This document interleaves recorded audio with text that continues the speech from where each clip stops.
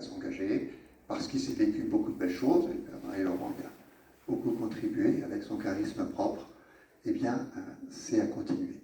Quand on change de pasteur, ben forcément, il y a un changement de style, qu'on le veuille ou non.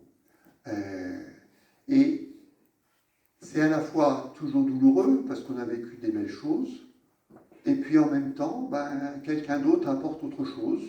Et ce qui a été déjà vécu, reçu, ben, c'est à continuer à faire fructifier. Et il y a quelque chose d'autre qui va être à accueillir et à recevoir.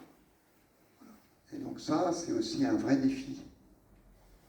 Est-ce qu'on est prêt à accueillir un pasteur un peu différent? Parce qu'il est inévitablement différent. Le père Marie-Laurent, ça fait 13 ans qu'il est ici. Et donc, quand je l'ai rencontré, j'ai presque fait le tour de tous les prêtres, mais voilà. Ça a été une de mes priorités, évidemment, en arrivant, de prendre le temps avec chaque prêtre. Et le père Marie-Laurent a dit, ben, je crois qu'il est temps de quitter ma paroisse. Après, il n'a pas imposé la chose en disant, il faut absolument que ce soit en septembre. Il m'a dit, ça peut être une année de plus, mais il faut qu'on s'arrête. Il faut que je change. Et pour moi et pour la paroisse. Et c'est sain.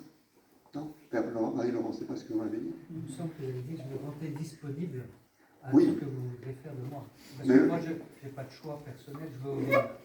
Tout à fait, mais vous avez quand même dit qu'au bout de 13 ans, C'est sûr qu'au bout de 13 ans, au bout de 13 ans, c'était quelque chose de logique.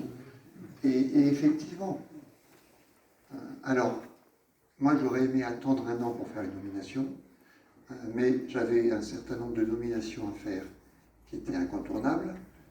Et par conséquent, comme on a aujourd'hui peu de prêtres pour l'ensemble du diocèse, quand on commence à bouger, eh bien, si on n'en fait qu'un tout petit, on ne peut pas faire les nominations tous les ans. Il faut qu'on en bouge suffisamment pour pouvoir réorganiser et faire des choses qui durent. Sinon, on va faire des nominations pour un an et l'année suivante, on va être coincé parce qu'on n'aura pas pensé qu'il y a aussi telle et telle situation. Donc, ce qui fait que là, on a effectivement beaucoup de nominations pour le diocèse, mais je pense qu'il y aura des nominations, il y aura quelques nominations l'année prochaine ou l'année d'après, parce qu'il y a forcément des choses qui bougent, mais il n'y aura pas du tout un mouvement comme ça se fait tous les 3-4 ans.